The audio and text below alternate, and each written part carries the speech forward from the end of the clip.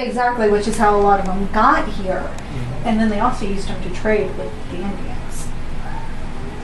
Our ancestors were, until the Declaration of Independence, loyal subjects of the Crown, thus able to draw the official British musket from the King's officers to use by provincial militia. Right, because So at it was the allowed. time, all men were required to own arms, Of course. so they could be pretty part of friggin' the crazy. militia. Didn't. Yep. So basically looking up images, trying to find something that was the same, and I started looking for the proof marks. And when I found the proof marks that matched, which is right here, which is right here, there's a letter edge, you're not going to be able to see it with the camera, Okay. which gives the dates. He was a local contractor that worked on the locking mechanisms on the gun, but he worked until 1764. And then you have GR, which from other research we come to find out GR was King George, probably the first, I don't know, but it stands for George Rex, and that dates from 1714 to 1830. All the guns would have GR on it, which this one has with the crown. This also has the arrow pointing towards the symbol. Now there is something that I'm not too sure about, and there is a little marking here. It almost looks like 3 circles, and then there's something else kind of hidden, and then this looks like an inventory number.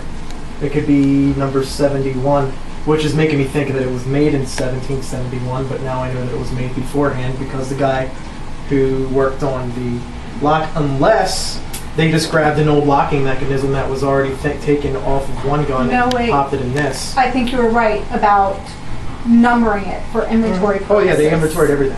Because there wasn't a set pattern for making rifles until the British government said, no, we need a standard way to make these rifles, and then they put them into the armories. So therefore that 71 could possibly be their It's the inventory number. Yep. This is where I started finding out exactly what gun it is, and they do pictures from 1715, different patterns, and I couldn't really find which one it was. And they're starting to talk about these.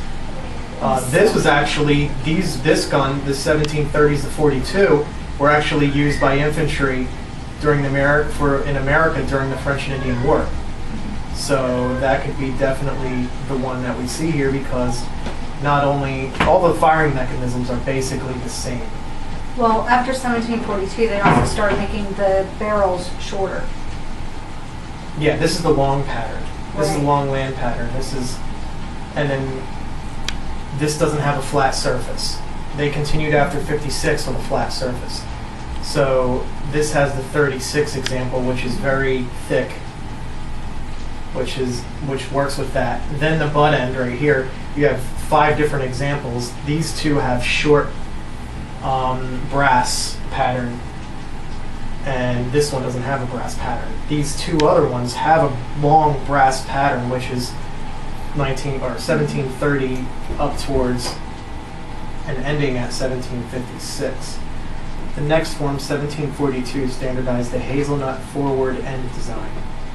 So that narrows it down now to 1742 in the middle, which basically, I'm guessing it's a 1742. I would have to agree with you. That would be my guess.